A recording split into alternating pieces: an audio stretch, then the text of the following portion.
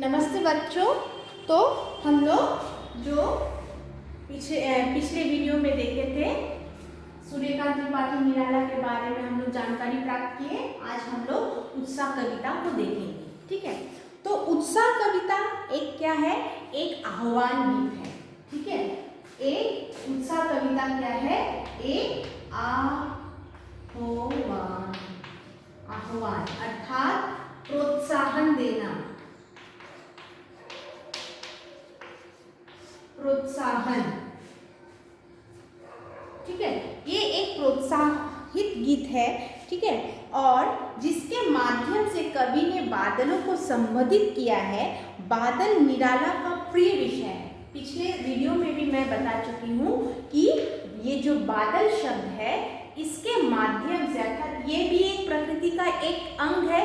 इसके माध्यम से उन्होंने हमें प्रोत्साहित किया है, आह्वान किया है। ठीक है, कैसे? कविता में बादल एक तरफ पीड़ित प्यासे जनों की अभिलाषा को पूरा करने वाले हैं। ठीक है, अच्छा बोलो तो वर्षा जो ऋतु है कब होती है? ठीक है, एक्चुअली हम लोग जानते हैं कि गर्मी के बाद वर्षा आती है। तो ये क्या है? साइंटिफिक लॉजिक भी इसमें फिट हो जाती है। जब हमारे ज़्यादा इवोपोरेशन होते हैं, ठीक है, पानी में जब ज़्यादा इवोपोरेशन होते हैं तो जाकर बादल जम जाते हैं, और बादल जमने के बाद प्रेसिपिटेशन के बाद क्या हो जाता है? रेनिंग हो जाता है। जब बादल ज़्यादा भारी हो जाता है तो वो बादल फट जाता है और पानी बरसता है। ठीक है, अब इतनी ऊंचाई से बरसता है वो बादल बारिश के रूप में हमें जमीन पर आकर मिलती है। ठीक है, उसको बूंद बूंद आकर मिलती है। तो ये एक साधारण है, अर्थात कि जब प्यासे जन, पीड़ित जनों को ये ज़्यादा जब धरती जब तपने लगती है तब क्या है? हम त्राही त्राही भाव मचाते हैं। हमें प्यास लगती है, जगह जगह सूखा पड़ जाता है, पेड़ पौधे जब मैंने सूखे पड़ जाते हैं उनको भी प्यास लगती है। सारे जगह पर एक निराशा छाई जाती है। तब क्या होता है? ये बादल आकर बरसता है। तो दूसरी तरफ बादल की नई कल्पना, नई अंकुर के लिए विप्लव, विध्वंस और क्रांति चेतना को संभव करने वाला भी है। ठीक है, और इस प्रकार ये बादल को कवि ने एक नई कल्पना के रूप में लिया है। ठीक है, और नई कल्पना क्या है? नई कल्पना विध्वंस है।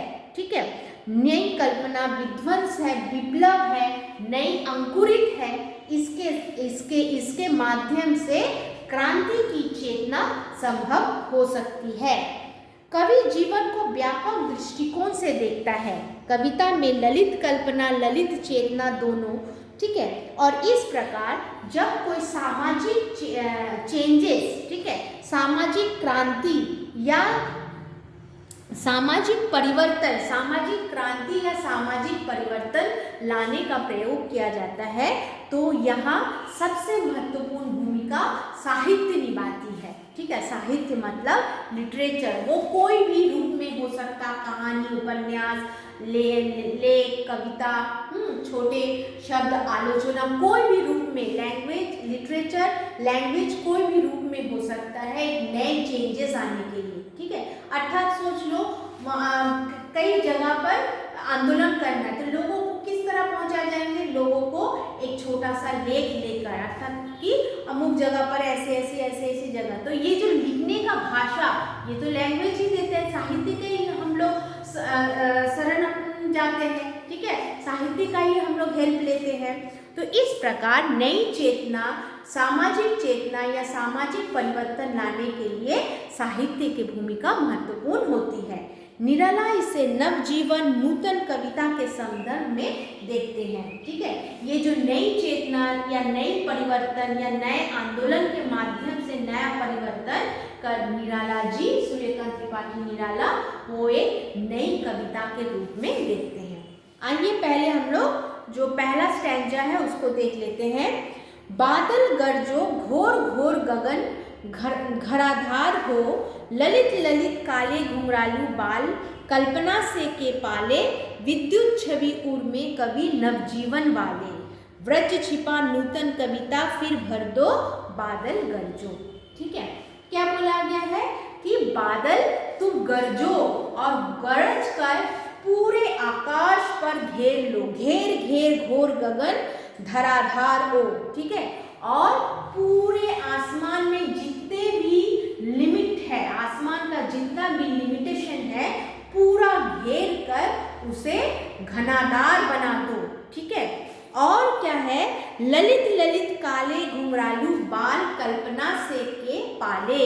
ललित ललित ललित ललित काले घुंघरालू बाल कल्पना से पाले। और जब ये बादल, ठीक है, बादल आकाश में प्रतीत होते हैं, ठीक इस प्रकार का प्रतीत होते हैं। ठीक है, अर्थात देखो यहाँ घुंघरालू बाल, अर्थात यहाँ इस बादल का जो चित्र है, बादल का जो चित्र है उन्होंने क्या माना है, बाल कल्पना से। ठीक है, अर्थात जैसे लोगों के मन में एक बच्चा छिपा रहता है और वो क्या करता है, अपनी कल्पना के माध्यम से ये जो कार्विंग लाइन्स है उसको क्या करते हैं, मानो ये समझ लेते हैं कि ये घुंघरालू बाल है। क्यों, बाल का रंग भी काला होता है, बादल भी थोड़ा कुछ काला होता है, और इस दोनों को मिलाप से मानो माना जाता है कोई ये घुंघरालू बालों वाला जैसा है।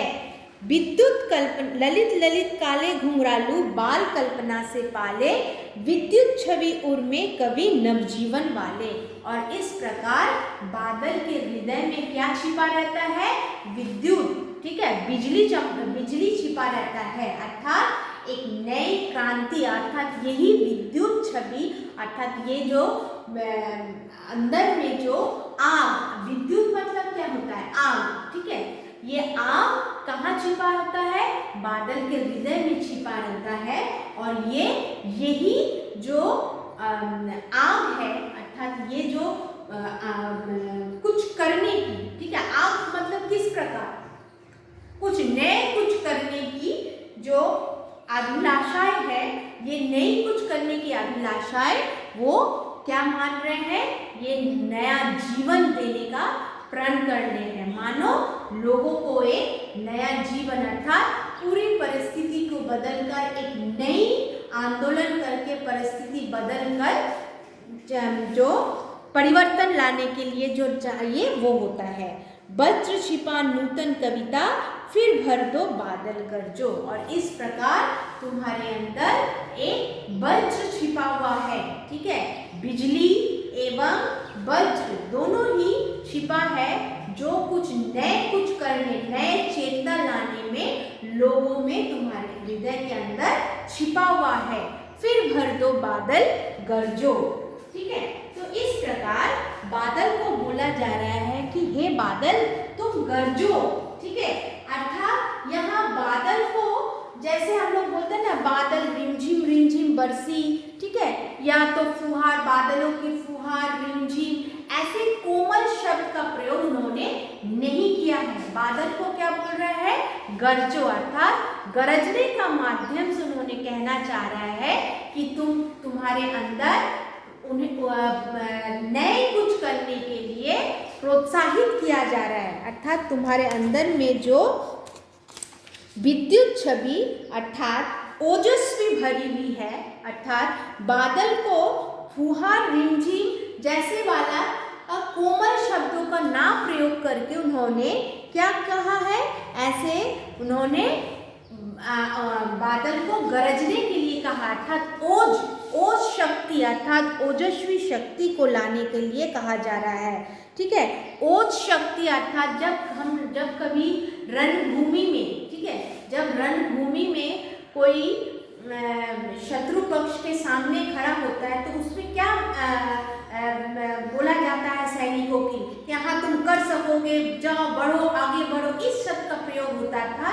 उन्हें मोटिवेशन करने के लिए जो शब्द का प्रयोग करते हैं, तो वही मोटिवेशन वो जाकर शत्रु पक्ष के आगे कर देते हैं। ठीक है, अगर बोला जाता नहीं तुम लोग कर पाओगे, चलो तुम्हारा ये, ऐसे जो कोमल शब्द का प्रयोग कहीं नहीं होता है। ठीक है, और क्या होता है, रणभूमि के जाने के लिए कुछ वाद्य यंत्र या कुछ शंखनाद जैसे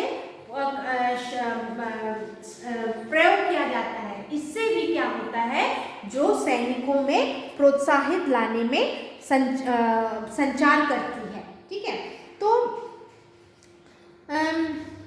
कोमल शब्द का प्रयोग ना करके उन्होंने ओजस्वी शब्द जैसे गरजने के लिए जैसा शब्द का प्रयोग किया है, क्योंकि लोगों में नई चेतना लाना चाहता है, अर्थात नई परिवर्तन लाना चाहता है, सामाजिक परिवर्तन लाना चाहता है। इसीलिए कविता में बादल को गरजने के लिए कहा गया, ना कि बरसने या रिमझिम जैसे शब्दों का उन्होंने प्रयोग किया है। ठीक है, तो हम लोग आज इसी तक करेंगे। नेक्स्ट वीडियो में हम इसका जो दूसरा जो पार्ट है उसको हम लोग देखेंगे।